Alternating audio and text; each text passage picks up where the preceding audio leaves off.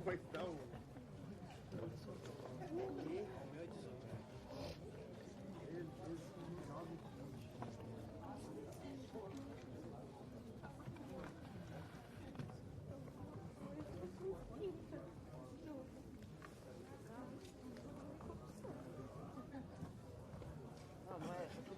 tudo golfe isso daí.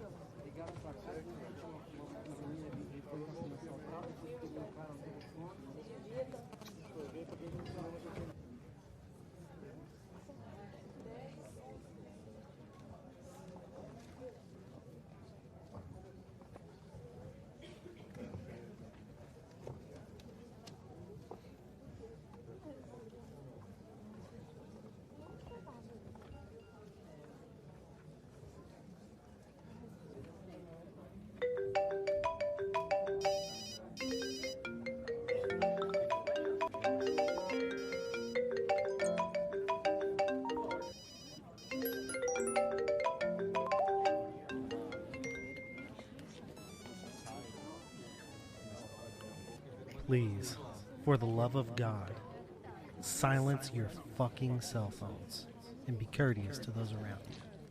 Enjoy the podcast.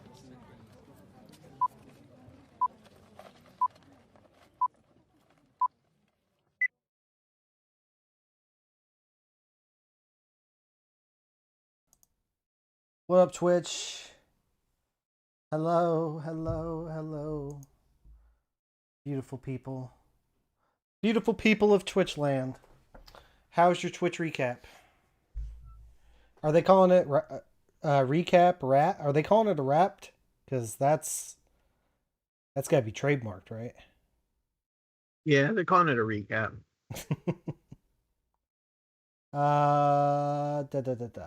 Okay. Well, Reggie doesn't feel very good, so I vote that we just get started and get going. Cool. If everybody's down with that. Cool. All right, let's do this. 3, 2.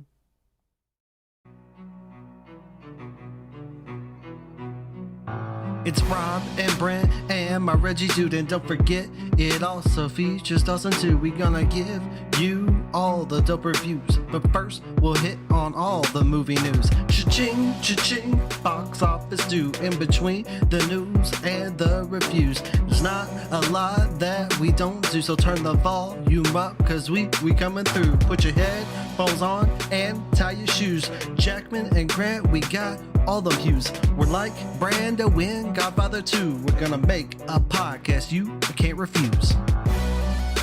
This is the Cinema Chat Podcast, and we know a lot about movies.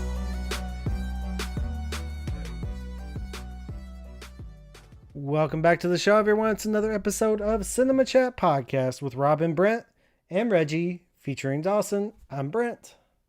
I'm Rob. I'm Reggie. And I'm featuring Dawson. And we're all here. We're all back. Reggie is back from his 1 week suspension for not finishing the movie 2 weeks ago. Reggie, now that you're out of the penalty box, have you learned your lesson? I think so. Okay. Yeah, I probably won't do it again, or I just won't admit to doing it again. And I'll Wikipedia the movie and then talk about it. Well, it kind of sounds like you haven't learned your lesson, honestly. You now have the stomach bug. Yeah, Yes. yeah. Oh, convenient. He gets on tonight and he's like, "Yeah, guys, I picked up a bit of a stomach bug. I might just have to dip out unexpectedly." So whenever we get to the part of the movie he hasn't watched yet, he's gonna be like, hangs up the call. He's out of here. I We saw his tweet earlier today. I don't think he finished the movie. Oh, I finished the movie. But did they finish the movie? Is the question. That's Uh, the question. we're going to be reviewing our second Netflix movie in a row, with Leave the World Behind. But before we do that, we got other stuff to take care of. What did we watch this week? Let us give you a peek. We'll get to the news real soon. First, listen to this little tune. Give us the attention we seek while we tell you what we watched this week.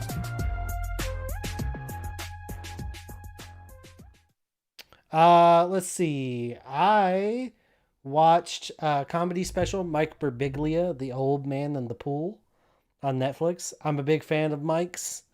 I like that special a lot. He's an interesting stand-up. I think that was pretty good.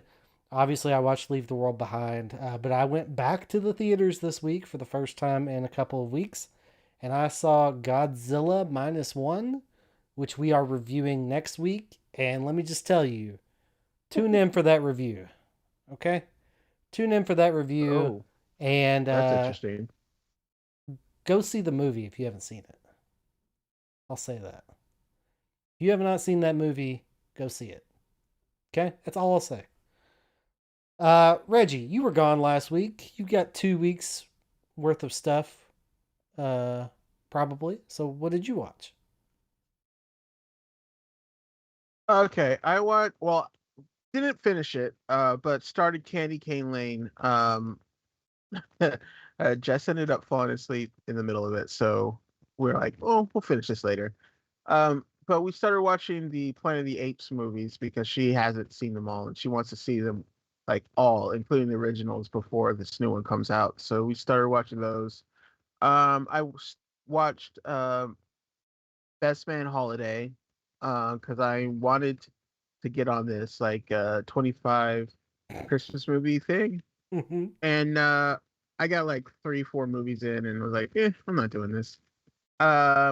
So I watched that, Jingle Jangle, The Christmas Carol, and what else? Oh, I saw the Melissa McCarthy movie. Genie? Genie, yeah. Tell me I about enjoyed it. Oh man. I mean, I guess I'm a fan. I don't know. I don't hate Melissa McCarthy. I like when she's doing her thing. She is doing her thing. Well, that tells me I don't need to watch it. No, you definitely would have like it. And then today I watched the Amazon Batman Christmas special. It was actually pretty good. I hate Damian Wayans as a character. I can't stand him, and the movie's about him. But it was pretty good. I really enjoyed it. It's nice to have a Batman Christmas movie. So I thought that was a lot of fun. Okay. He was supposed to be in Batman. He was supposed to be Robin, wasn't he? Yeah. Yeah. He's gonna be the new Robin. I'm trying to get over it. Anything I'm else? going through therapy. Did you watch anything else, Reggie? No, that's it. Your mic for the most part sounds good. It is doing a little crackle thing at the end sometimes. If you could just maybe unplug your mic and plug it back in, see if that does anything. Rob, what about you? Or actually, Dawson, since you're going to be talking a lot in the news, I'll go to you and then let Rob go last. Yeah. I think I saw Godzilla last Sunday, so we talked about that. Great movie. I watched a couple holiday movies, I guess, this last week. I feel like I got to start watching some. There's so many new ones, and I'm trying to hit 150 movies by the end of the year. I think I'm up to 135 now, so I got 15 to go with 20 days left. 20 in the days. month. So I'm gonna have to jam in some bad movies that I don't care about. But everybody, all the people I follow on TikTok and stuff like that, they've been raving about the Holdovers. Mhm. And I watched that one. I That wanna one's see on that. VOD now. Yeah. It's okay. I mean, I don't know that it's this instant holiday classic that everyone's hyping it up to be. I think I might like it.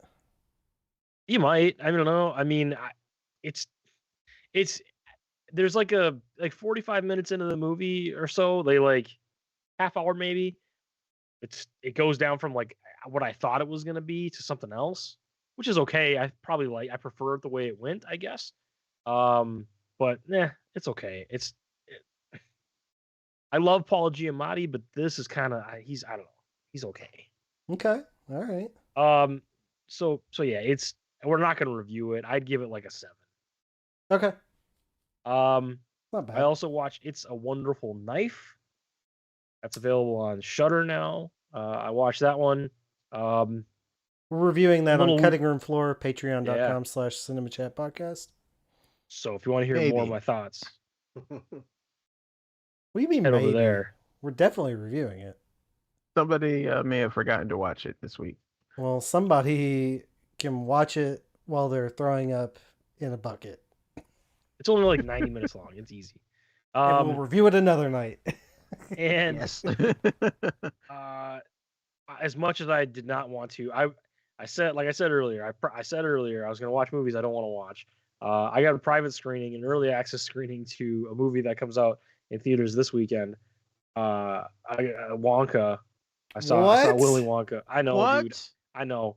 And I hated it. I'm just gonna tell you right now. I hated that movie. So I'm so glad we're not reviewing it because it was not for me. I did not. It's not for me in any way, shape, or form. I have a clip of Dawson watching that. I got audio of it. Hold on. I don't want to be around anymore. It was awful. Dude, it was awful. It was it's I think Reggie will probably like it.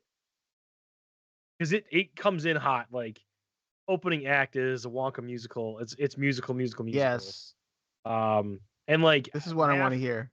Math in Discord was like he liked it because he saw it because it's internationally released right now. And he's like, you might like it. And I'm like, nope, I liked the original. And that had some musical numbers, but not like this. Where they're like dancing and they're opening up umbrellas and they're twirling and like Oompa Loompa comes in like an hour or something into the movie and he's way smaller than they were in the other movie and I just don't like the Hugh Grant thing. It's weird to me and he didn't like it. I got a news story on this in a second. But yeah, I don't know. It is not for me. I tell you that right now. It's one of my least favorite movies I've seen this year. I like that you were adamant that we weren't going to review that movie because you weren't going to watch it. And you've watched it before it's even out. I got access. I got private screening access. And I'm like, you know what? I've got like 2 hours before my meetings today. So I need to put something on. So I just put it on. Now in my defense, I was only like half paying attention to it. So I don't know that I could give it a full review, but man, I did not. And the story was just so dumb. The story was just awful. So these guys are trying to kill Wonka because he's making chocolate, and then they sabotage his food, and then As one they make a does. deal, and they try to kill him again. They don't kill him, and then Slugworth is in it, but not the Slugworth we know. So I don't know how that ties into Slugworth in the future. I don't know.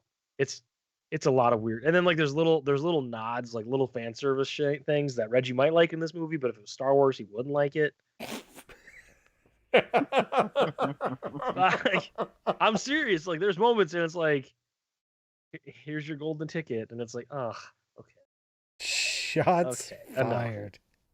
Enough. So and then I watched TV shows. Monarch, football was on barely. Basketball, I watched a lot of basketball, and I've been playing so much Call of Duty lately. All my free time is going to Call of Duty Modern Warfare 3 Zombies. It's so much fun. So Okay. All right. Rob, what about you? Yeah, I watched a lot of Netflix this week for some reason. And I watched the the new Fantastic Four movie with Miles Teller in it for some odd reason on HBO Max. But yeah, I rewatched the Batman with Robert Pattinson because they just put it on Netflix, and I finished watching that Record of Ragnarok uh, series. I had 2 seasons, and I I watched Love, Death, and Robots season 1 again for some reason also, and got back onto Scott Pilgrim Takes Off, and I started watching Blue Eye Samurai Oh, that's a on good there. one. Is it Reggie? Yeah, just Yeah, Blue Eye Samurai is legit. That's some hot shit. Season 2 just got confirmed, so I think the Reggie curse is over. That's because I don't tweet about the stuff I like on Netflix anymore. It's called Blue Eyed Samurai.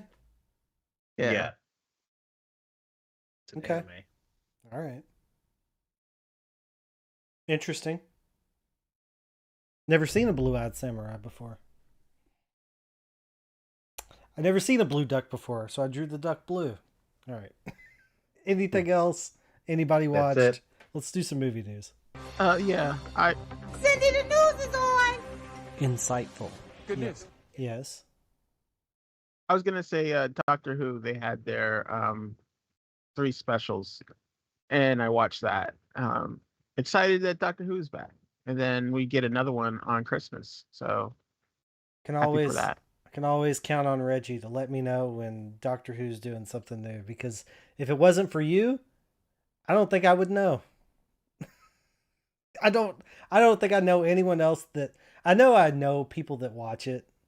I don't know of anyone else that mentions it. I never see anyone talking about it. I can see that. All right. Now news. Cindy, the news is on. Insightful. Good news. If the headline is big enough, it makes the news big enough. Timely. The news goes on for 24 hours a day. Well prepared. You like Huey Lewis on the news? Well, I got some bad news for you. Do you want the Aladdin news or the Aladdin news? The Aladdin news? This is movie news. Movie news. We got more stories than last week, so we're going to dive into this. First things first, Jonathan Majors. He is in trial now for the assault that happened, alleged assault that happened a few months ago. And it's not looking terribly good for Jonathan Majors. There were some text messages that were read in court by his ex-girlfriend, and these were from a few months before his last incident, and it looks like he's admitting to physically assaulting her, and then basically saying like, "Hey, you don't say anything. Don't go to the hospital because they'll ask questions." So these text messages, I'll read them. The first one was, this is from Jonathan Majors to his girlfriend Grace Jabari. I fear you have no perspective of what could happen if you go to the hospital. They will ask you questions, and I don't think you actually protect us. It could lead to an investigation. Even if you do lie, they will suspect something. His girlfriend, Grace Jabari, said, I'll just tell the doctor that I bumped my head. She was crying when this was happening, and she couldn't finish reading the text messages, so her lawyer took over. And this is where the text from Jonathan Majors to his girlfriend said, I will tell the doctor this is from his girlfriend. I will tell the doctor I bumped my head if I go. I'm going to go give it one more day, but I can't sleep and I need stronger painkillers. That's all. Why would I tell them what really happened when it's clear I want to be with you? Then Jonathan Majors responds back with, last night, I considered killing myself versus coming home. I need love too. Or maybe I'm such a monster and a horrible man, I don't deserve it, and I should just kill myself. In this way, my existence is miserable and I want to die. His girlfriend responded back with, I will not go to the doctor if you don't feel safe with me doing so, or don't trust me to. I promise I would never mention you, but understand your fear. Jonathan Majors said back, I'm going to kill myself. I'll probably kill myself. It's not really contemplation anymore. I am a monster, a horrible man, not capable of love. I'm going to kill myself. While they read this, Jonathan Majors just sat at the table with his head down and his hands clasped. And that was all from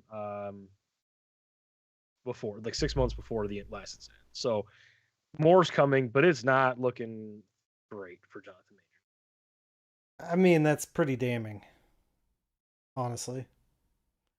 More so I don't than know. I don't think I heard anything that was all that concerning.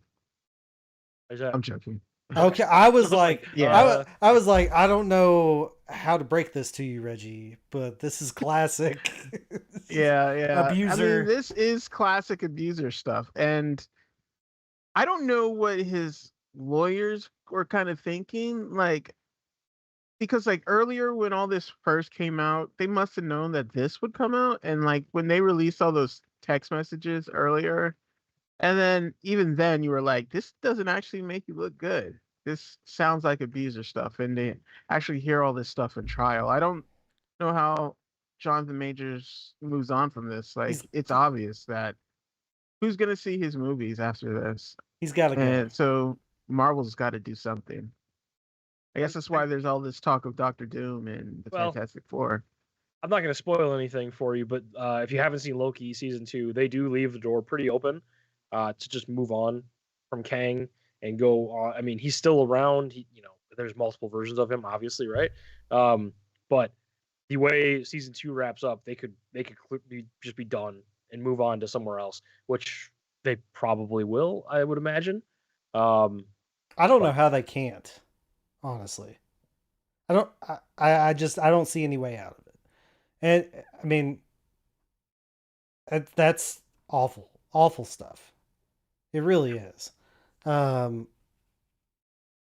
He's a great actor, but that's fucking terrible. Like, I don't know how you come back from that. I have no idea. And I mean, I think people have shown that you can, unfortunately. I mean, we've seen it happen. So, but I mean, in the short term, still, to be fair, people are still buying Chris Brown CDs, and they're like going to see him in concert, and like that's what I'm saying. They just what murder, like that meme. It's like every time, like, what about the murder? What murder? Well, he didn't murder anybody, but it's still like people just move on. Like, yeah, okay, that's too bad, Yeah, I mean, I'm not ready to say his career is over in the short term, because I think history's shown us that it's probably not totally over. But I do. Kevin Spacey's acting again. But there will be a short term, right? Yeah. Disappearance from the limelight. Whether or not, something could happen in this trial that would force it to happen. But Matthew Broderick killed 2 people. Like, I mean, people bounce back from shit, and it's like a lot of it gets swept underneath the rug. And well, I mean, I think today into 2023, with people are more vigilant on social media about like not supporting people, right? Like Matthew Broderick, people didn't know about. People today still don't know that he killed 2 people, right? Like, so it's, I think today, 2023 or 2025, when all the stuff starts to come out, like it would hit the box office for sure. Yeah, absolutely. People are definitely going to protest, right? So yeah, rightfully so. That sucks. It sucks. Great actor, terrible. but seems like he's a bad person. Yep. Moving on here. Reggie had a tweet about this earlier today too. But Netflix has been in like the licensing game, and they're pulling in deals and licenses from other streamers. And we kind of touched on this, like how Disney is now gonna, like for me, I have access to Hulu on Disney Plus app. Yeah. So that's gonna merge into one, and that'll be available for everybody eventually. Showtime and Paramount Plus are merging into one. Max brought in like 3 or 4 different subscription services, so it's getting narrow and narrow. Apple is talking about maybe partnering with someone to pull them in too. So it's like it's not working. Having everything spread out across all these streaming apps isn't working. So Netflix has been licensing a ton of stuff from Warner Brothers. Like all of the DC movies are on there now. Like Rob said, he watched the Batman, but you can watch like the Snyder stuff. You can watch Birds of Prey. You can watch the Justice League. You can watch all of that on Netflix now. Disney has just joined the party. Starting in early 2024, they're going to be licensing Lost and Prison Break back to Netflix. And there'll be a big surge on people watching that for the first time. I know when I first watched Lost, it was all through Netflix. And then I caught up and then I watched the last season on TV. But like, it's just happening, and Netflix is king of streaming, so everyone's going back to Netflix. So I thought that was interesting. I think maybe this is going to be a good sign, maybe a bad sign, because if Netflix keeps getting these licenses, then they're going to have to raise costs again because to pay the deals. I don't know. I don't know. It's a slope of these other ones are going to go away, but then it's going to be a monopoly type of effect where, well, now Netflix has got everything again, and now we're going to charge you $30 a month. Yeah, but if they have everything, it would be worth $30 a month. I agree. If I don't have to pay for 5 different subscription services, then yeah, then I'm more okay with spending $30. So that one's going to be there, and and then just kind of in the same vein, Warner Brothers and A24 have signed a deal where now A24 movies are all going to stream on Max exclusively after the theatrical debut. So that's no longer on Showtime. So that pulls one thing more off of Paramount Plus. Which is A-okay with me because I just canceled Paramount Plus. Right. And I get Max for free. So, Reggie, you were asking why are you paying for Max? That's my one response. That's their new quiver. They have all the A24 movies now. And all the new ones. So good for that. I mean, that's a good little arrow to have in your quiver. It is, but also I'm beginning to wonder if I should keep paying for it. Like, is A24 enough when I can sell the high seas to see it whenever I want?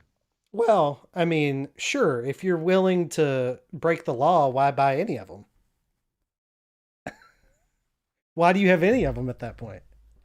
Because, like, I just don't see the point. Well, I don't know. HBO Max, I'm still with it, but I mean, I get it. I get what you're saying, Reggie.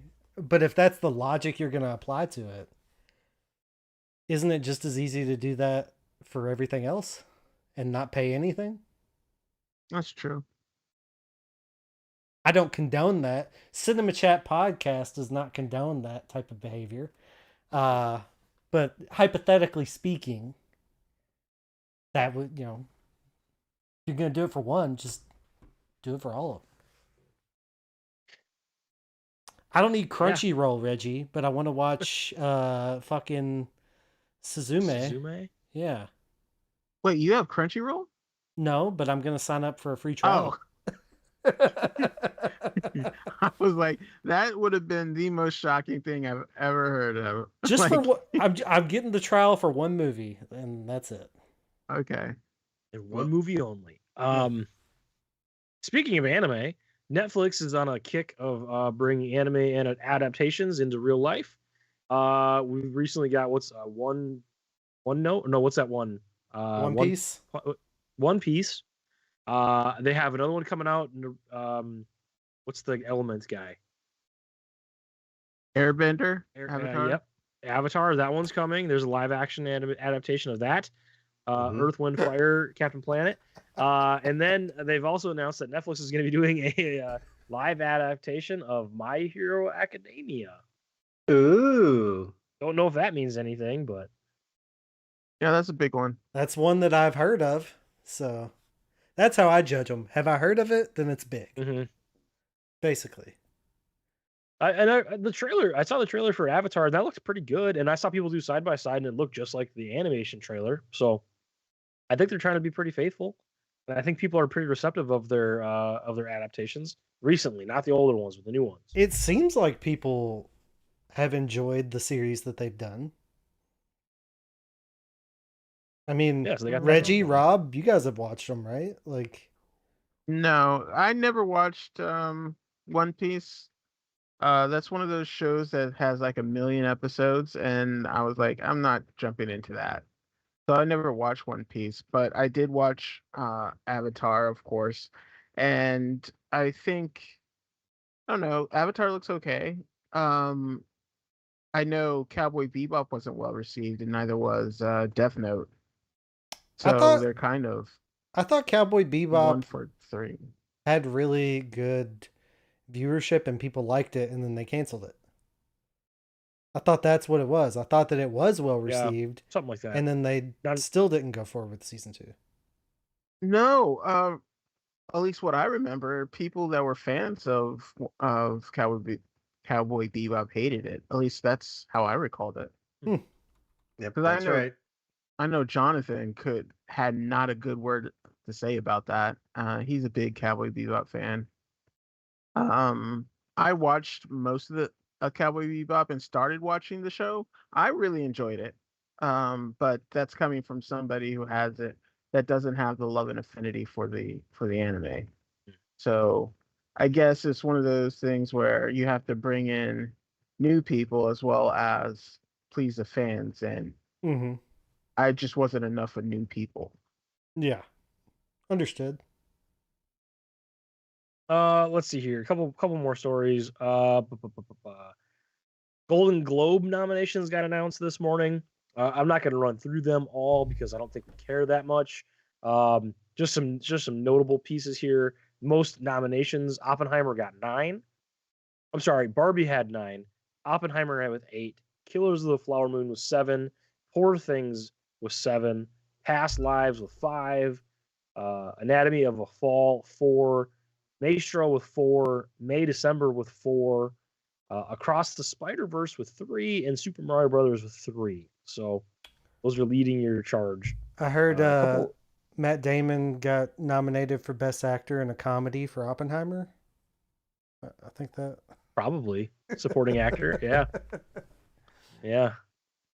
I just cannot take the Golden Globes seriously. Like, listen to these Best Picture, musical or comedy: Air, American Fiction, The Holdovers. That's funny. May December, Poor Things, Barbie.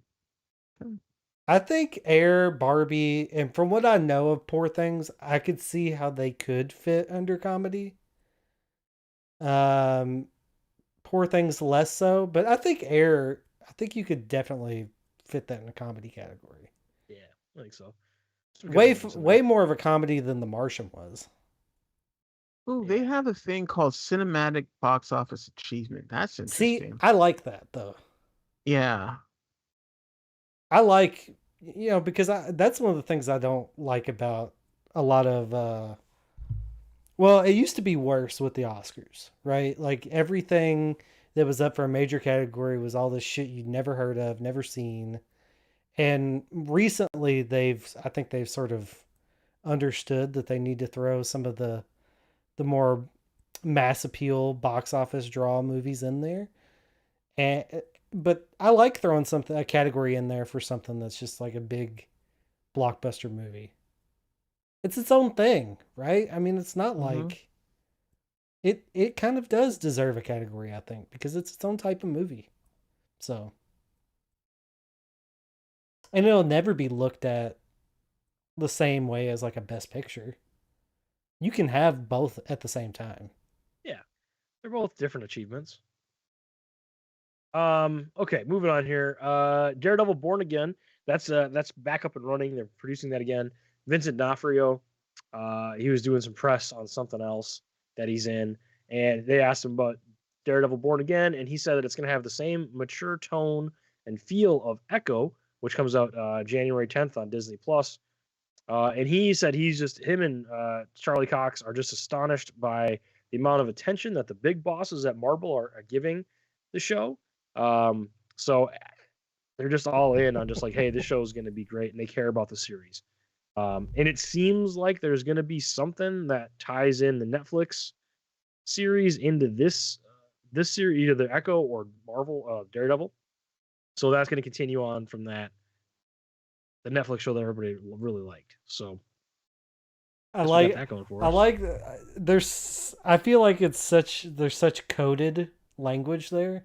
The attention the executives are giving they're basically retooling the entire series and redoing the entire script and all this shit. And it's like, yeah, they're giving it a lot of attention because they haven't had a lot of success lately. and they're like, we got to start paying attention to shit. That's what I feel like. I feel like they went on. Maybe that is. I think they were coasting, and maybe they're like, okay, maybe we can't coast anymore.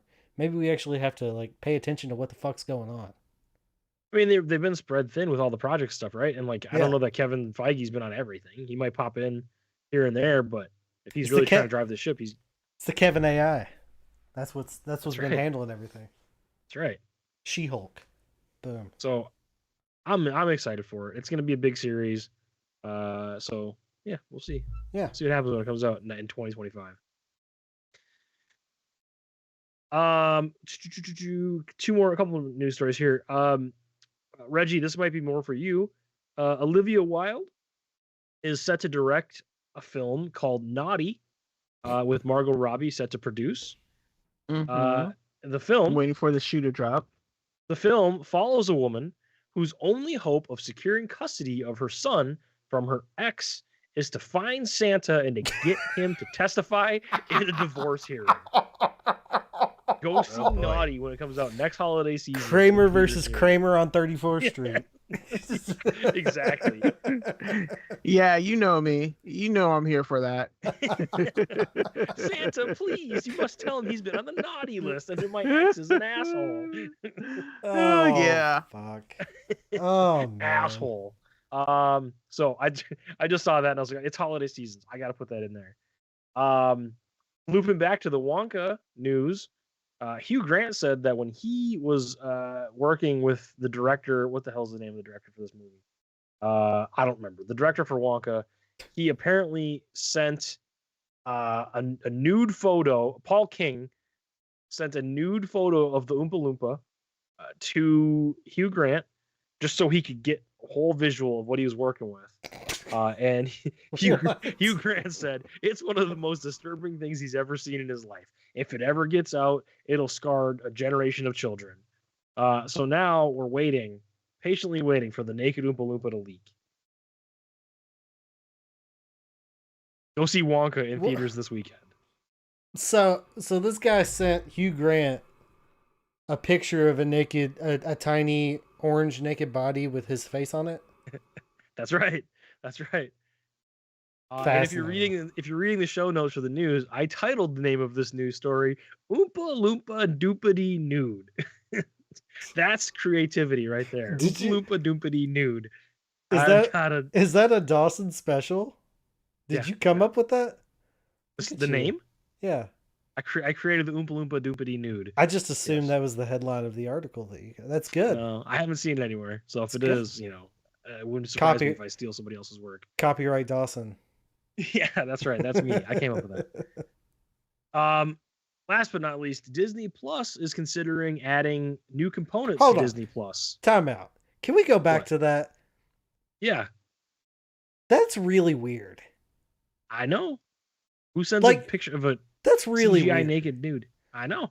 That is not to get into character or anything. What is like? Look, I know I drew you as one of my French girls, right? Like I did Correct. that. Yep. You're my best friend, and I drew you as a naked woman. Yeah, I did that, but I did not send a picture of you with a tiny body in orange skin. They're not best friends. It's kind of weird, and like this is a workplace thing. Now, like I don't know. I don't know how. I don't think the real I like question is: are you going to draw me as a nude Oompa Loompa? Well, I would be lying if I said the thought didn't cross my mind as I was saying that. But no, I'm probably not. Okay, probably good. Not. Phew. Really weird. Are we good to move on now? Yeah, I guess so. Okay. Last thing, Disney Plus is considering adding a couple new features and components to its app, such as shopping and gaming. Because Netflix has games. Have you ever played a game on Netflix? I have downloaded a game through Netflix. They have the Grand Theft Auto trilogy comes out this week. It's not through Netflix. Yeah, it's like explain. You download the game and then you log into your Netflix account and it's like, oh, you have this. It's free. But if you don't have Netflix, you can't play the game. So you play it on So on where your do you PC. play the game? Do you On play your it on PC? like a PS5 or Xbox or something? Like you download it on your phone. It's all on my mobile games. phone. So you download the game. Like I downloaded the zombie game. It was like a running game, whatever. And you download it, and then because they have like a Ghostbusters tie-in every Halloween, and you can run around with Proton Pack.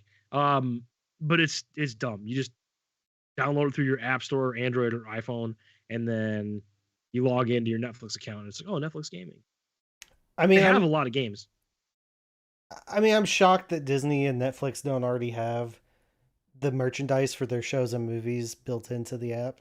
Well, it's surprising. And that's weird, just because like Netflix Disney will do that, where it's like you're watching a show and it's like, oh, go to the store and you can buy exclusive Loki merch, or you're a Disney Plus subscriber, you get access to this Indiana Jones collection early, like stuff like that. But I don't know if it's just going to be more. I don't know. Yeah.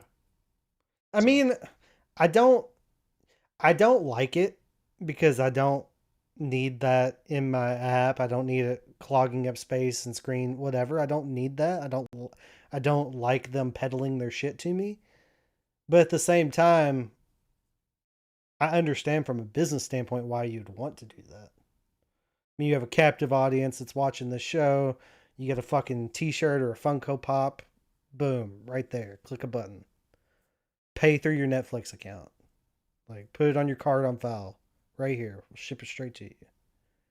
I get it. It makes sense. Doesn't mean I have to like it, I guess. So, all right. One other thing I can think of is the Oppenheimer movie has been released on Twitter twice now in its full form. There's one that was released 12 hours ago today. So if you haven't seen it, just look on Twitter, I guess. You can watch the whole movie. Thanks, Elon. How's the quality? Straight from DVD. Okay. Complete All right. rip. All right. This is a DVD rip just uploaded to Twitter. Is that thing out on physical? It is out on physical, and the HD and the 4K copy sold out instantly as soon as it came out. And everyone's rushing to go find it in stores. I saw one at Target, and I was like, maybe I should buy this. This might be hard to get. See, that's what they're doing. And then I said, nope. That's what they're doing. You make it scarce. Oh man, we sold out of all 17 that we made. Oh, it's so hot. It's hot right now. We're gonna have more in for the holiday season. Just wait. Yeah. Creating their own demand. I see through you. I see through you. I know what you're doing. I've bought enough video game consoles. I know this game. All right. Anything else? That's it. Mel Gibson, Passion of the Christ. You know, he's doing apparently the sequel to Passion of the Christ is going to be a part 1, part 2 kind of situation, and they're shooting in Rome and Mexico, and it's about Jesus' descent into hell and the fall of the angels. Are you guys excited? No. Forgive me. Is this in the Bible? Yes and no. He did go into hell. Yeah, that's in the Bible. To free all the souls and stuff. Yeah, after he died. I didn't think. I mean, that sounds kind of fucking metal, if I'm being honest. Right? Yeah. I didn't think they brought up hell until Dante's Inferno poem, and then it was like referenced like 2 or 3 times. No, I believe in the Bible, yeah, because because that's part of the whole crucifixion is that he has to go and pull the souls out of hell. Like that's one of the reasons he dies. Yeah, whatever. That's all new to me. You heard it here first. Fascinating. Side note, just a sidebar to that. There's a fascinating TikTok account I follow, and his whole thing is like Loki is actually like Norse mythology. Loki is actually God, and he's just convincing everyone that all the religions are. It's a very fascinating TikTok account, and I should send it to you guys. But it's just him, and he's like, oh yeah, these are all Norse mythology, and they all tie together, and it's just like Loki is just convincing everyone. That trickster. All right, let's do. And no, I'm not excited, Reggie. Although that does sound kind of cool. But no, I'm not. There's nothing Mel Gibson's going to do in 2020, whatever, that's going to interest me. No, thank you. I don't have short memories, sugar tits. Wait, that's news. Box office.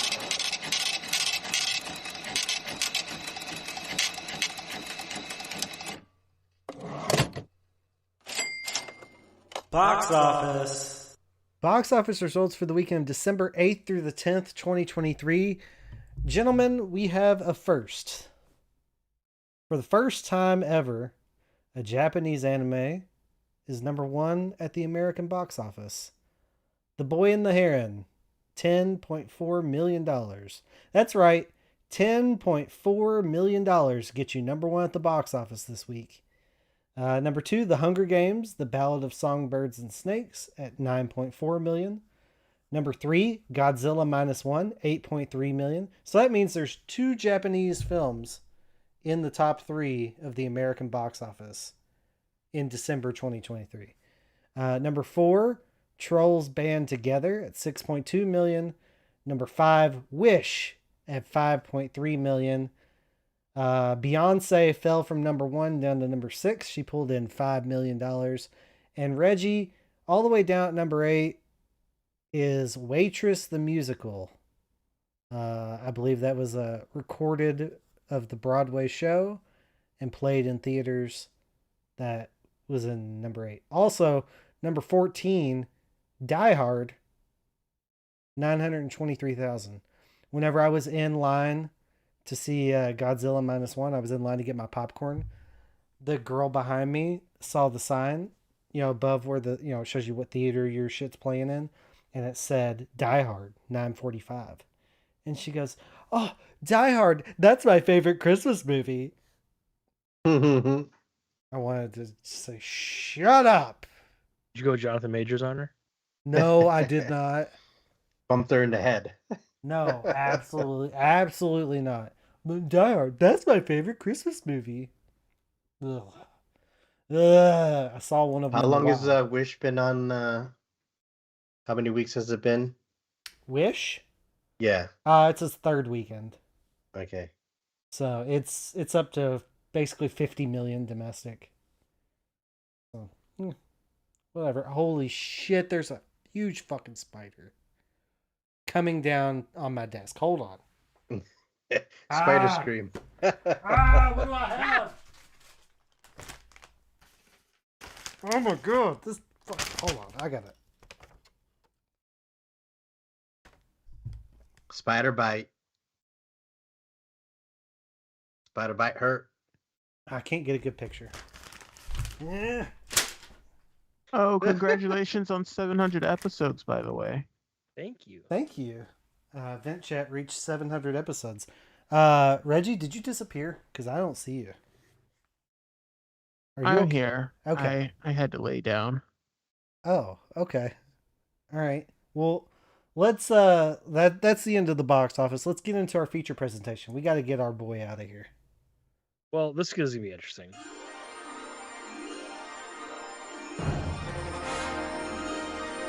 And now our feature presentation.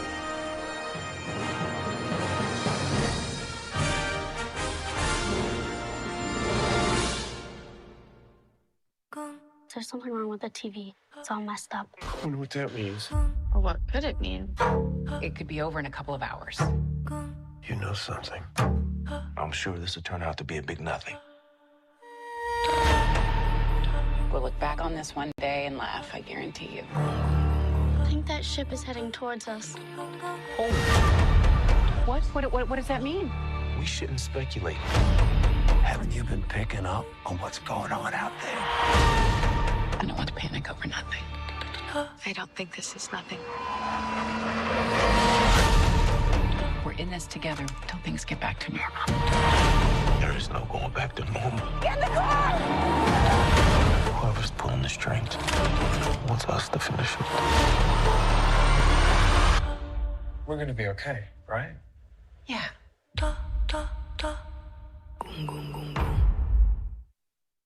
Leave the World Behind, a Netflix movie directed by Sam Ismail, written by him as well, with Ruman Alam, starring Julia Roberts, who I haven't seen in anything for 15 years probably.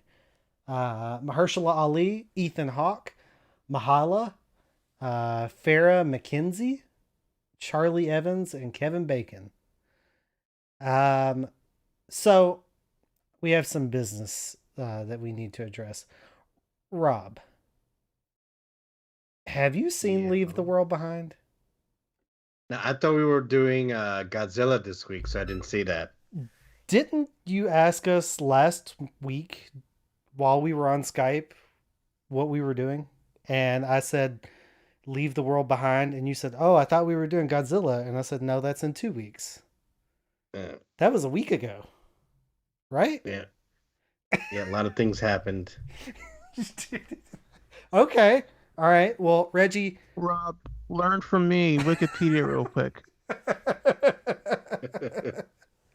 All right. Well, Dawson, I guess it's me, you, and half a Reggie at this point.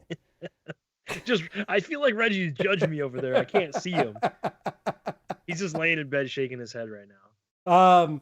So I was pretty excited for this. I always like Mahershala Ali, and I've been enjoying Ethan Hawke recently. Mahala was in Bodies, Bodies, Bodies, which I know that you all didn't care for very much, but I enjoyed. And like I said, I looked back at Julia Roberts' IMDb. I honestly don't think I've seen her in anything since like 2006. She's done stuff, but nothing that I've watched. So I haven't seen her in a long time. So it's kind of interesting to watch that. So I was interested based upon the cast, and then the trailer came out, and I'm like, oh, okay. I didn't really know what this was, but end of the world type scenario vibes, you know, little cabin, what was that movie called? Knock at the Cabin? Knock at the Cabin. Type feel.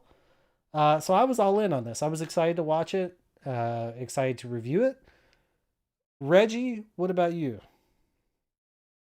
When I saw the trailer, maybe I wasn't paying attention enough, but like I saw the trailer and I was like, I don't understand why this movie isn't over in 20 minutes. Because I thought it was a like weird home invasion type movie or something where like they show up at their home and these people are there and like something's going on. I was like, so why don't they just make these people leave? I don't understand what's going on. That being said, I'm big fans of all the actors in here, so like I was like here for it because it did pique my interest. And I believe the writer is the guy that did Mr. Robot. Yes. Oh, okay. And I loved Mr. Robot. It was a fantastic fucking show from beginning to end. Like it's one of the few shows that actually ended as well as it started. So like I was like here for it. I just wanted to point out though, first 30 seconds in, I had to rewind because I saw something. I was like, what? But apparently this is a Michelle and Barack Obama production. Yes. I thought that was interesting. This film was based on a book with the same name from 2020. But yes, the Obamas are now in a production company. This is, I think, their first movie. They have another series coming out on Netflix next year that goes over one of the most famous alien abduction cases. So they're getting into media. I gotta say, knowing that kind of, I didn't want it to, but I like part of it kind of colored the way I saw the movie. Why? Because there's a lot of conspiracy theories in this movie, and like a lot of the conspiracy theories that I had already known about. And when Barack Obama, who is a former president, is putting out a movie about this, it makes it seem less fantastical and real in a way that like, is this a warning as opposed to just good entertainment? Let me tell you, Reggie, the internet is ablaze with this movie. I don't know. Okay. I don't know. My side of TikTok is runs amok with many conspiracy theories, and that is all I have seen in the last like 2 days is everyone's just like, if you watch this movie and you don't understand what's going on, you're not going to be ready. And I'm like, oh my god, settle down, everyone. We had White Noise come out, and then like 3 months later, big train derailment, guys. Toxic Cloud, same town the movie's based on. I'm just saying, do your research. I mean, Dawson texted me and he's like, fair warning, I might be a little tinfoil hat tonight. I'm like, oh, you think I didn't already know that watching this movie? You think I didn't know you were gonna come in here saying like, oh, this, and this? Dude, I could see it written all over the wall before I even got that text message from you. I get it.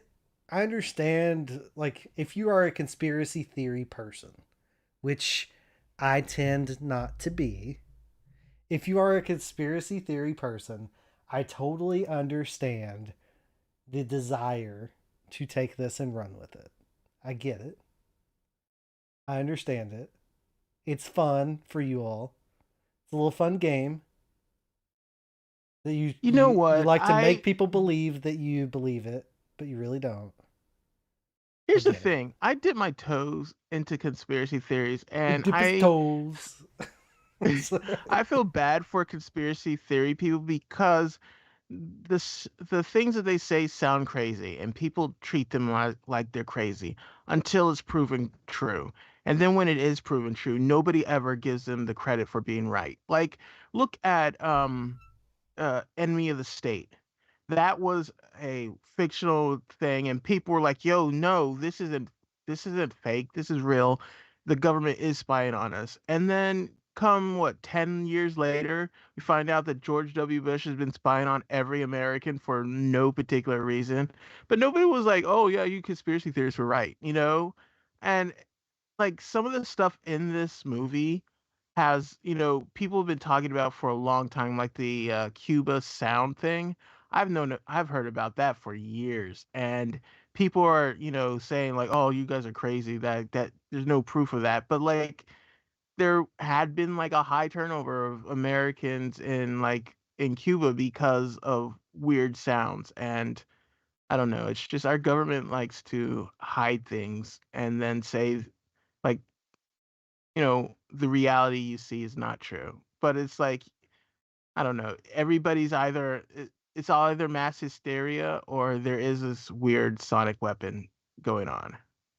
And then when Barack Obama makes a movie about a sonic weapon driving people crazy, I don't know. I can't just be like, oh, yeah, that's crazy.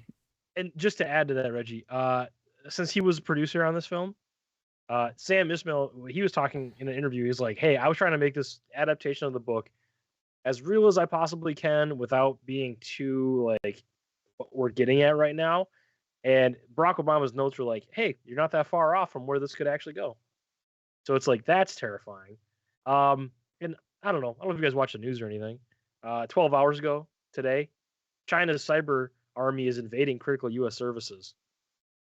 So the ramping up the ability to disrupt key American infrastructure, including power and water utilities, as well as communications and transportation. What do we see in this movie, guys? Yeah. Power, transportation, communication. And like, you've seen in the past couple of years a lot of ransomware attacks, like a lot of like hospitals having their whole database just locked down by hackers, and people having to pay these ransoms to get, medical care and stuff like that. And it's something that you just don't, I don't know. I don't feel like people are taking it seriously, especially when we're arguing over stupid shit like who can pee in what bathroom. Like, this is the stuff that's important, not whether people are coming to invade from, the southern border. But like, I don't know, this movie, it started really well. I really enjoyed the acting and everything. And I think this is just one of those movies that proves that great acting can't save a shit script. Okay, so I also, I talked about loving the actors as well. And I had this thing happen while I was watching it. I'll let the cat out of the bag. I enjoyed this, even all the way until the end. I liked the movie as a whole. The performances, I think for the most part, are really good, but there are multiple scenes with various actors in this where I feel like it's that thing where you can see them acting. You know, it fucks me up whenever I'm watching something and I can see someone acting and I'm like, oh, you're acting right now. I don't know how to explain that, but I think you guys know what I'm talking about. Yeah. You know, like a good performance feels authentic. It feels real. And sometimes I saw them and I'm like, oh, you're on a fucking movie set right now. And it wasn't all the time. It was here and there, but it happened multiple times. And I don't know. I mean, I like these actors, and I think for 90% of the entirety of the movie, they're all giving great performances. But there are pieces in the movie that just take me out because I'm like, I don't believe that. I don't believe the that. dance scene is a moment that took me out of the movie. The dance scene is so weird, and I don't. It comes out of nowhere. Yeah, and then like I think people they're trying to do it as in like in a sense of like he's got something he's going through. She's obviously going through things. She felt like she couldn't trust, and then you get a little alcohol in them, and then they're like, okay, hey, I can trust you. We can let our guard down with each other, and then they have kind of a moment. So I don't. It was so weird and just felt out of. Right, because like they had only known each other for like 2 days, so like we're gonna throw away our marriage, kind of a thing. Let's not do this. I was like, what? This is weird. I mean, but I think like it just in that scenario, right? Like he's like, I don't know if I'm ever going to see my wife again. I probably won't. So he's going through something. She's going through like I'm trying not to accept what's going on, and they just kind of have a human moment where nothing else in the world really matters besides the thing they're having. And I don't know. Maybe I'm reading too much into that, but it's just kind of like a. Well, and also let's not skip past the fact that people go out every night and cheat on their spouse with someone that they just met in a bar when they're drunk. That's a good point. So I don't think it's all that unbelievable that you could be stuck with someone in an end of the world type scenario, be going through something, be drunk and have a moment where, and they, you know, spoiler alert, they don't, you know, whatever, but, also this movie's hard to talk about without saying what happens. But, I think we can do it. But Reggie, were you excited to watch it? Because you didn't answer that question. Yeah, I was excited. Okay, Dawson, what about you? Yeah, I saw the trailer. I was in. This from the feels trailer. like a Dawson movie. It felt like a me type of movie. Very tense. Possibly apocalyptic scenario. I didn't do any research on this. I thought like it was going to continue to go of like it is the end of the world. They're continuing to move through, and that's when they left the world behind. So I didn't really have a ton of expectations going into this, and then I saw it. I'm like, yeah, I enjoyed the film. But yeah, I was very excited to see it. Yeah. This movie unlocked a fear for me that I didn't know I had. Which one? I'm afraid of deer. Oh. And I didn't know that. But I am. They're out there. That's terrifying. Having like even just a couple of bucks anywhere near you would scare the shit out of me. They're big. As somebody who hikes a lot, sometimes you'll see a deer on a trail and you'll be like, I don't know how this is gonna end. I hope it leaves. I didn't know I was afraid of them, but I do in most know cases they don't want anything to do with you, right? Right. Like, Yeah. Right. 99 out of 100 times, they just want to take off and they're gone. But in a scenario where they're going through some shit, like they know what's up. They're going through some shit. I'm going through some shit. We both had something to drink. Well, and the thing is like deer will do a thing. Like I've seen videos on this where they're like giant flocks, hundreds of them will circle the weakest thing. I think that's what they were kind of conveying in this movie. Like, hey, there's more of us than there are of you, and we're trying to like show you're the weak ones. We're not. Yeah, it's And, terrifying. Yeah, they circle, and it's it is very anytime nature, birds or deer or anything that's not, Oh, they're circling. I've talked about birds before on Oh, VidChat. yeah. I don't like that Wild either. dogs. Packs I of wouldn't wild want a big dogs pack of dogs. controlling No. our major cities. Yeah. No, dude, they're gonna fuck you up. Yeah. Well, Dawson, why don't you lead this conversation a little bit? Which part? Just about the movie, what you want to talk about. This feels like something you would have a lot to say about. So I want to make sure that I don't know. General synopsis of this film, right? We've got a family, and they are in Long Island, and they move out. They go out to an Airbnb for the weekend to get away from the world, to de-stress from everything that's going on, just work and craziness. They get to this house. They're staying there, and then one night they get a knock on the door, and it's a father and a daughter, and they say, "Hey, this is our place. There's a lot of we can't get in the city. It's chaos. Electricity, power's down. Electricity's down. Can we come stay in our house in the basement? We'll give you some money back." So there's a lot of mistrust going on in this movie, and as the movie goes on, you're starting to learn there's more and more things happening in the world than what we see, and it's these two families trying to kind of coincide and figure out what's happening. And there's different events that happen throughout the movie that coincide with what's actually happening. It kind of feels like an M. Night Shyamalan type of movie. Yeah, where it does. You don't know what's going on. You're almost expecting some type of supernatural aspect to happen, or these people are already dead, or something. Like there's some force of nature or something happening behind the scenes. And there's not, but there's there's a big event going on. You know what I thought? Like halfway through the movie, I was thinking that we are gonna find out that this is all a simulation or something.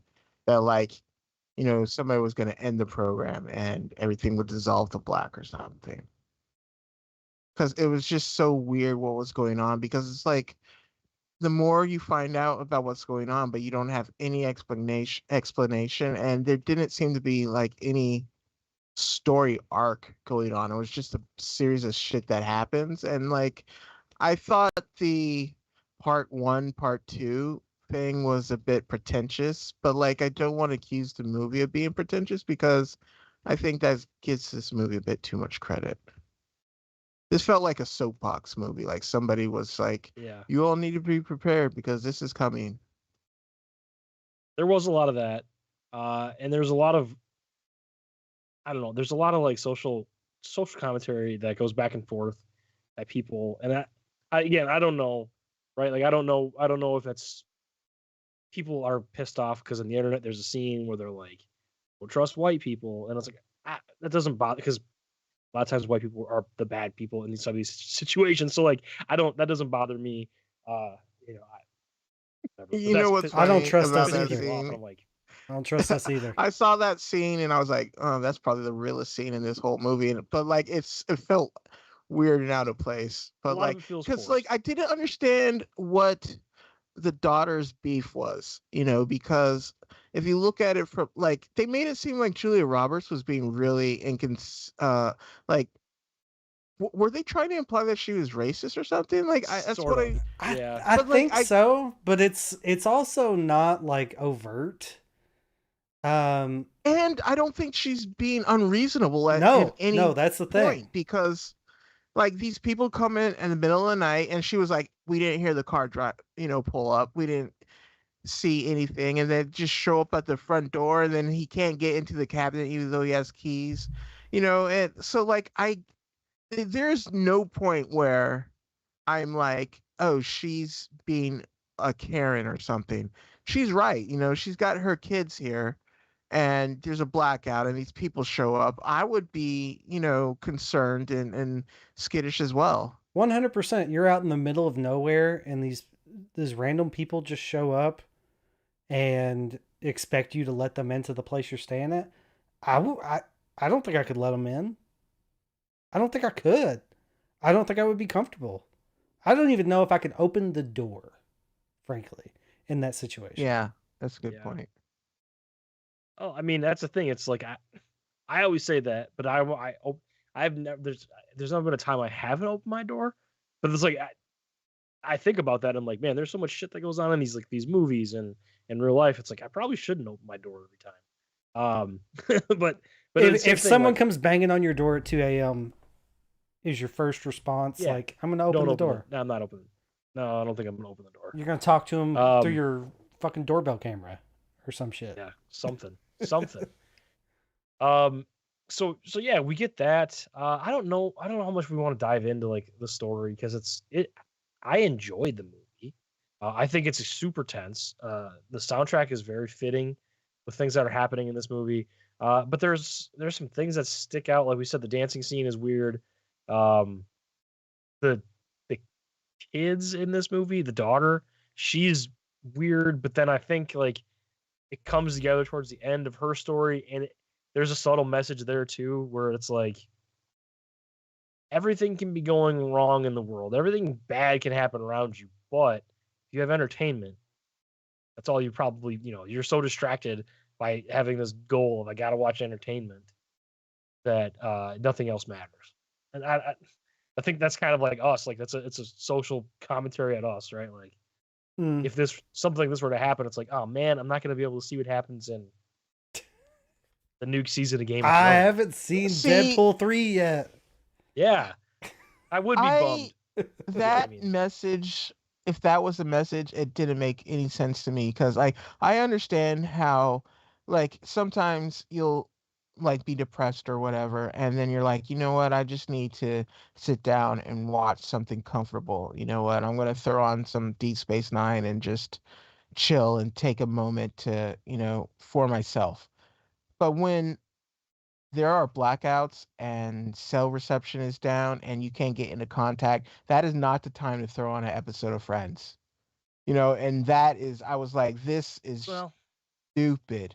And I also don't like the world is kind of ending as far as we know it. We might be under attack and we're not going to share all the information we have with everybody. Like there's one scene where Mahershala Ali sees something major and doesn't tell anybody for far too long. And I'm just like, everybody needs to be working with the same information. And he's got all this information that he just drops throughout. And it's like, this is stuff that you should have said from maybe day 2 of this. This is when you should have said something about this. And is then that like more his character being calculated and getting information before he just like jumps to a conclusion?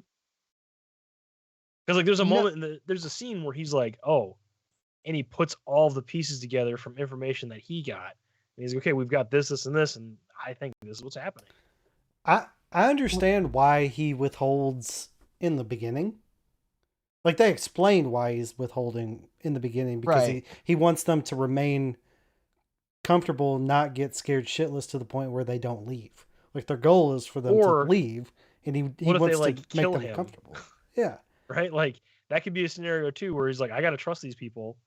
And like if they find out that everything has gone to shit, they could kill me and just keep my house. And then but what is it, the second day where the family decides to leave? Like, and he's trying to get them to stay. Like that's the moment where you divulge what you know. Right. Yeah. And he doesn't. And he still waits a while after that to let everybody know everything. And maybe that's because they were at the beach and something big happened to them. They didn't say anything about the tanker. Like, again, everybody needs to have the same information. That's for me. Like, I would do that. I would be like, dude, did you see this? This is nuts. But that's the same thing. Like, they all have trust issues, right? They don't trust each other because they're so opposed. Like, the daughter's like, we can't do this, and like, don't let them in. Don't trust the white people. And then like, don't leave us alone. It's just like there's so much distrust, and like again, it's communication. Like these guys have terrible communication skills. So I don't know. I think that's partially intentional in this movie.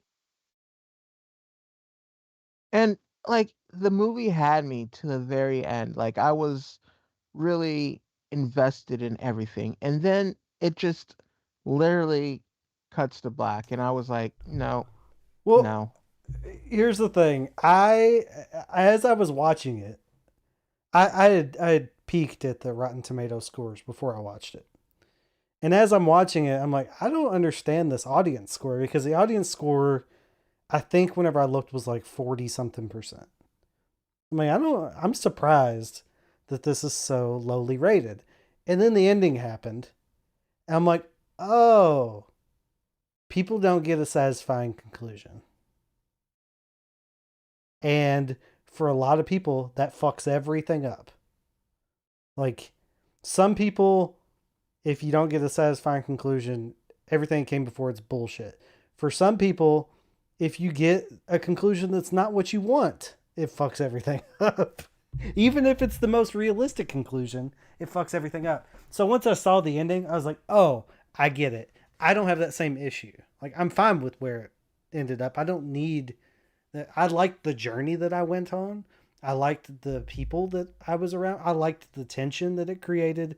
I don't know. There was a lot about the movie that I enjoyed as I was going through it.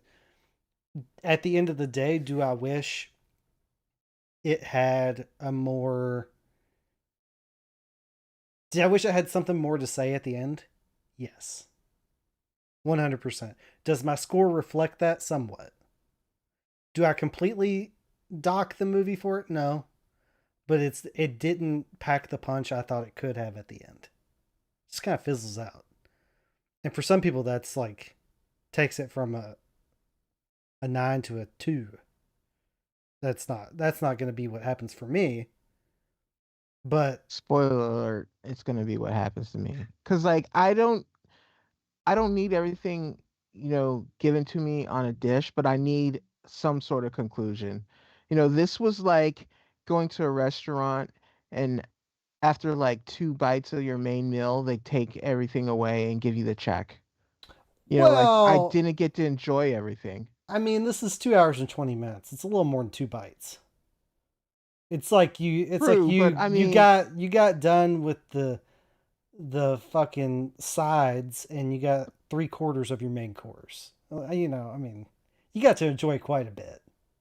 Right, but I didn't get dessert, we didn't get to Well, maybe you don't need dessert, digest Reggie. the meal. Maybe we didn't get to sit there and enjoy ourselves. They were like, "Here's the check, now get out." Maybe you don't need dessert, Reggie. Maybe sometimes you should say no to dessert.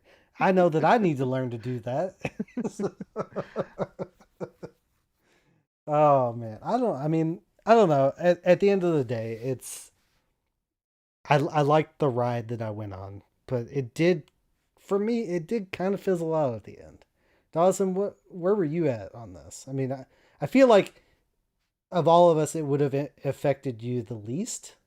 Yeah, because once again, this is a very Dawson-centric film. No, I mean, we saw. I mean, we saw what's going on, and just because the story ends with our characters and we don't get an answer, that's fine. I mean, we know what's happening outside of our enclosed space.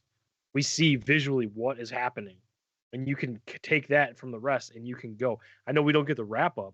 But, I mean, there are still a lot of dots that have to be connected. Sure, but that happens in countless. My favorite movie, one of my favorite movies of all time, Dawn of the Dead. They get on the boat and they go, and you hear a gunshot, and one of the guys kills himself because he got bit by a zombie. What happens after that? We don't really know. But like that's okay with me because I assume they're off somewhere. But the conclusion of that movie is that they escaped the mall and got away. Like that's how that movie ends. Like if Dawn of the Dead had done what this movie had done, everybody would have gotten in the camper van, they would have opened the doors at the mall, and then the movie would have ended. Kind of. I don't know. I disagree because like did they get to the island? I mean, we see a little post-credit scene where they get to the island, there's zombies there, but what happens then? So like that's whatever, we're going away. But we see we see what it was like. We get confirmation that like, okay, Mahershala Ali's character, he knew what's going on and he got the intel. He knows what's happening, and he puts the pieces together, and we see what's actually happening out there. And I think that's all you need to know, because the rest is like, we don't know what's going to happen after that. So to me, like the ending is not super vague. Like people are like, oh, it ends, it's over. You see what's happening, and then you can kind of take your own idea of what's going to happen after that. But you can't, because the movie hasn't really given us. I don't have all the information. We don't know. Yeah, I don't have all the. I don't know what's going on. For all we know, this is just happening in New York. Like we don't know, and we don't know why in like 3 days of a blackout and no internet, New York is exploding for some reason. We don't know. We don't even know if those are we don't bombs. know. We don't know who it is. We don't know if that's power plants. No, we do, because we see. Spoiler zone, I guess. We see airplanes. We see it. We see them drop, and then there's multiples dropping. That's not just. That's a pretty. Those are pretty big explosions. Well, but we don't know. And then we don't know where it's coming from. Right, and there's a lot that goes on in this movie that I kind of feel like, if you know anything about some of this stuff, it kind of takes you out of it. Because like, I didn't understand why these airplanes were all of a sudden just falling out of the sky. It didn't make any sense to me. Okay, Mr. Airplane Pilot. Well, like, why are airplanes falling out of the sky for no reason? Like, there's not a hack that's gonna do that. Maybe there is, and you don't know about it. These pilots don't see that they're landing at a, that they're coming in. Maybe they don't nose diving into the water. Maybe they don't have control. Maybe they seize controls. And then like the emergency broadcasting system not working, like that's the whole point of it. That's why they test it all the time. And then, but if it gets hacked, taken down, like. But that's okay. I mean, I'd have to look it up. So I'm talking maybe a bit out of out of my own lane. But I thought the whole point of it was that it was all radio waves, so that if there is a problem with the digital infrastructure, we can still communicate. I thought that was the whole point of the radios, and having, like, I've got hand crank radio. I've got a couple of them just in case, and I was like, hella hand crank radios. Like, that's the whole point, is that you can still communicate. And I just was like, I don't know. There was a bit of this movie that just kind of took me out of it. I was like, that's not how that works. Kind of a thing. To be fair, though, they don't have a radio. I could see how that would work with the radio, but the emergency broadcast signals that they aren't getting are on the television. Right? Like, it's not exactly the same thing. The television No, but they've got radios in their car.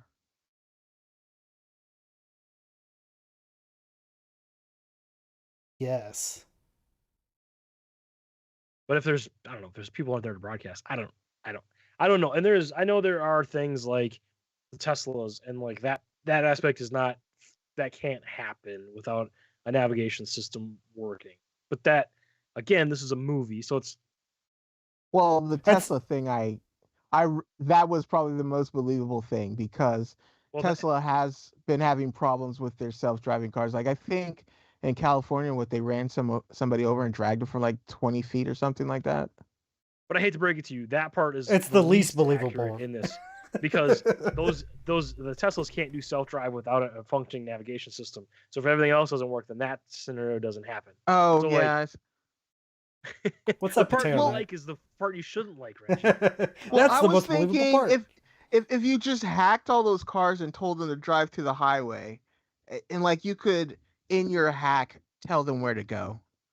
Yeah. Yeah, potentially, if you have like a good detailed, a good enough map. And I know that was a joke. That was a thing during like the early days of the Russia-Ukraine war, that they were going to take over the Teslas and like just drive them and do it that way. So that was like a joke a year and a half ago.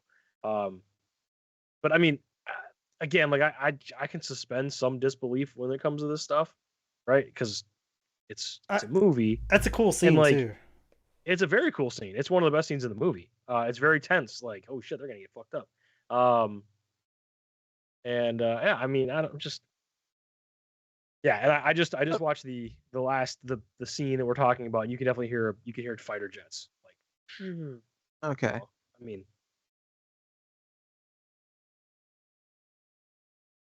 it's Homeland terrorists. Terrorism. All right. I don't want to keep Reggie all night. So is there anything else you guys are dying to get off your chest? You fucking conspiracy nitwits. I guess stock up. All right, Kevin Bacon. Like 3 to 6 months, brother. This is going down, I guess. Is that what you think? I mean, I've been thinking that for a long time.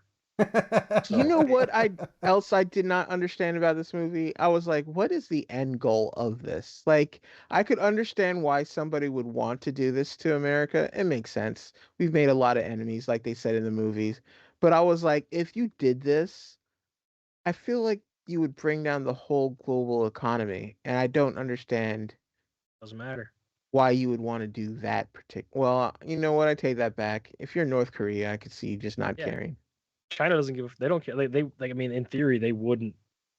They wouldn't, because at the end of the day, like if they just they're not going to eliminate 350 million people. They're just going to take over the country, and then once they have control of it, then it's okay. Now we're switching everything. Like, if that were to happen, right? Like, extremely unlikely, but I think it's not out of the realm of possibility, right? So like, could very well happen. You know what? When I was watching this movie, I was like, what if this did happen? What would we do? Like, what would I do? And then I was thinking Gloucester, where I live, there are like 2 bridges that connect us to the rest of Massachusetts. I was like, yeah, we could take out those bridges and be pretty self-sufficient for the most part, because we're a big we got ships and harbors and stuff, so like we could do a lot of fishing. When we have a lot of land to farm, well, it's accessible, I should say. So like we would probably be okay. Hold on. In what scenario would blowing those bridges up just magically make everything okay? What are you going to stop? Like if we had to stop an invasion or something. Have you ever heard of boats and helicopters and planes? Have you ever heard of those things? You think they're invading the East Coast and they're not going by the sea? Reggie, we're not stopping bank robbers here. What are you talking about? I'm saying, yeah, we do have, I mean, we've got ports and stuff, so like that would be a thing. But like, I don't think anyone's coming to invade us particularly. But like, we would asshole. We could be safe for a bit. Until we have to go and dump some tea in somebody's harbor. I hate to break it to you, but you're on the East Coast. Yeah. And you're fucked. You're not that far from major metropolitan. Yeah. And you're not that far from the nation's capital. Like, realistically, you're closer than me. So like this movie says it's the East Coast. Like, she gets the notice on her phone from CNN. It's like, East Coast is down.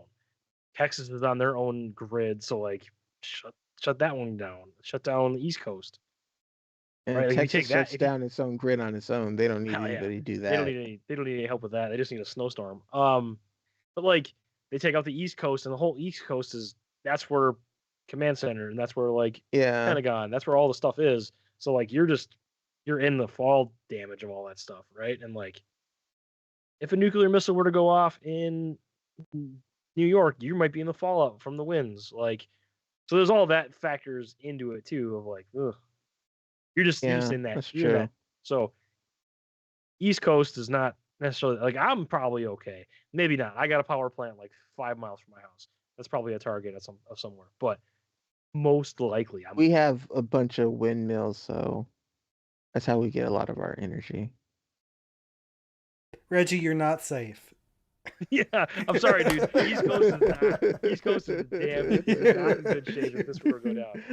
Allow me to have my false sense of security. Yeah, he wants to sleep tonight. He doesn't want to be laying in bed like they will, right? All right, let's give some scores and get out of here. I'll go first. Over the grand scheme of things, I did enjoy this movie. I thought 90% of everyone's performances were great. Just a few things here and there that sort of took me out. Didn't love the ending, didn't hate it, but didn't love it. So at the end of the day, I think it's better than average. Like, I enjoyed it more than an average movie. I would watch it again with somebody else. So I'll give it like I'll give it a 7.5 probably. I'll give it a 7.5. No, yeah, I'll stick with that. It wasn't bad. Reggie, what do you give it? Yeah, I'm gonna deduct some points because of the ending, because I feel like it took us on a journey and then there wasn't a conclusion. It just ended nowhere, like mid journey. And you know what? That's just I don't know if it's lazy writing, but it felt wrong, and I wish there had been a conclusion. That being said, like this acting is really amazing. And Brent, you said that there are times where you could see people acting, and like, yeah, I can see that. Like, there are some moments where people are having like soliloquies and just like, oh man. But like, I respected it because it was like, you are really great actors, and like, Ethan Hawke was like, every time he was on screen, I was like, man, I miss this guy. He is so good. Um, that being said, like I really did enjoy it, and I just hope that this isn't a movie like Enemy of the State where we're looking back on it years from now, being like, oh, they tried to warn us. If it is, we'll talk about it. Yeah, that's true. But I think I wouldn't tell people not to watch it, but I think if you're into conspiracy theories, then this is going to be a enjoyable watch for you. But I'll give it a 6.5. That scene where he goes out in the car and finds that lady on the side of the road, that's great acting. Great. That was a great scene. Just him. Yeah. Oh, so good. I wish that they had the Spanish subtitles because I wanted to know what she was saying. Well, if Rob had seen the movie, okay. We were right there. Tractor beam. Dawson. Yes, for me, I liked it a lot. I'm gonna give it an 8. I mean, yeah, I in my brain, when I first saw it, I wanted to go higher, but when I sit back and I think about it, I did have some issues with it, right? Just like, the kid, the daughter, I didn't really care for her, but then like I'm sitting back and I'm thinking on her arc, and I think it makes sense. Like a 12-ish, 13-year-old kid, that's all they care about is their iPad or the whole time everything's going on. All she wants is like, I want to look at my screen. I got to finish my show. I think that's pretty accurate of what a kid would do. And that's a lot of us did that, right? We had a global pandemic and people just like, I'm going to stay inside and watch Netflix, or I'm going to play video games. All that stuff happened. We were all kind of guilty of it. So yeah, stuff like that. But yeah, it's not a perfect movie. There's very good moments in here of like tension. There's really good thrills. So yeah, I enjoyed it. I'm gonna give it an 8. Yeah. Okay. You know what? When you said that, Dawson, about the 13-year-old, and I was thinking to myself, it was like in that moment that I had to remember that I like grew up different, because like growing up in the military, we had to be ready for shit like this. So like I could not imagine 13-year-old me in the middle of this being like, Dad, I need my Game Boy or something. He'd been like, boy, if you don't recognize what's going on, because like we had to prepare for stuff like this in case something went down. Well, I mean, and Ethan Hawke calls that out. He's like, he's like, I'm a useless man. He says that. Like, that would be me. That's what I'm saying. I identified with that. Like, I get it. I'm not like, I want to think I'm prepared for this stuff. And in my brain, I think about it, but it's like, I don't have a stockpile of supplies for something like this if it were to go down. And like, people call him crazy until they're right and they've got it. Like Kevin Bacon, like he's got the stuff. He was prepping for this. He was ready for it, and he was ready to do what he had to do. And like, I'm Ethan Hawke. I'm a useless man. Like, I just help me survive, help my family survive. That's, I guess, what I care about right now. So I mean, there's a lot of things in here that it's like, oof, man. Think about it. This could be a terrifying movie for a lot of people, and it is. I'm telling you, man. Like, if you look at this up on social media, people are having a field day, and it's working. I guess people are talking about it, but then it's also like, dude, people are running with it like this is gonna happen, and it's poor Ethan Hawke. Even whenever he's in a movie, even if he prepares, he's fucked. If he's not prepared, he's fucked. He's not prepared in this one. He's fucked. in the fucking The Purge. He was the most prepared person in that movie. Guess what? Still fucked. Poor Ethan Hawke. Potato Knight's in there. He says, this is on Netflix, right? Is it worth resubbing for? I don't think it is on its own, but they did also just release a movie called The Killer, which we reviewed last week, which I think is excellent. So it might be worth resubbing for that. And then there's a Zack Snyder Rebel Moon movie coming at the end of the month. I feel like we're getting a surge of good Netflix movies, and I don't know if it's like an end of the year thing, but I feel like we're getting some really good movies. Netflix is down right now, so you can't. It's been down globally. I'm just saying. It starts with Netflix. People are like, oh shit, there's too much. This movie's not going to be available anymore. They're going to pull it off. It's like letting out too many of our secrets, Barack Obama. That is interesting. That's disconcerting a little bit. Yeah, you can't open Netflix now I'm conspiracy theory guy. I can open it. No, you can't. Yeah, I'm looking at it right now. Yeah, I'm in. It's not working for me. It's working for me. Yeah. I don't need to see it. It's okay, Rob. You have pants on now? Because I know in your last episode you didn't have any underwear on. I mean, you're in your underwear. Yeah, it's working. It's not working for me. I guess the Midwest is under attack. Start with the bread basket. Yeah, it's not a good time for us now. We have nothing going on. No crops right now. All right. Are we done? Did we do it? I think we're good. Let's get out of here. All right. Thanks for joining us, everyone. We'll see you next week whenever we review Godzilla -1, which Rob thought we were reviewing tonight, even though we told him we weren't. So he'll be ready. He'll be ready for next week, everyone. All right. We'll see you then. Bye, everyone.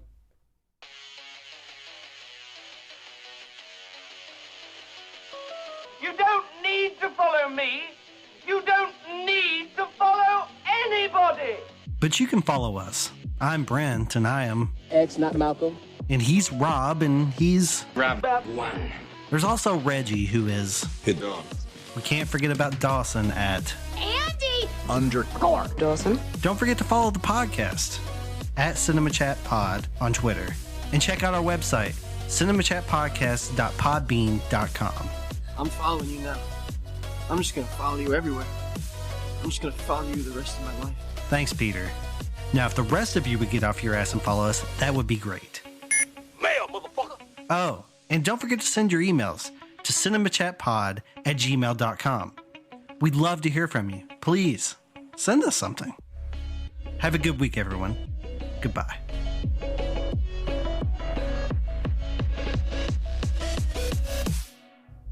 I'm reminded of a text from earlier today where I said, does this need to be a spoiler review tonight? And I was thinking about that too. And Rob, thinking I was talking about Godzilla -1, says, I don't think so.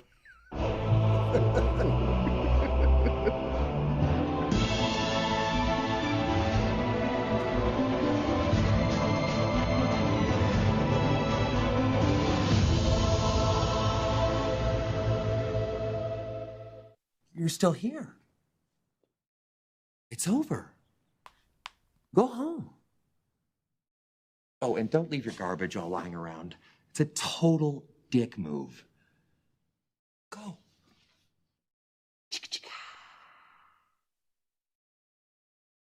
All right. Well, Potato Night, Twitch. Thanks for showing up late, early, middle, beginning. 69 wine and done. I don't know. All right. We'll see you next time, Twitch. Good night. Bye.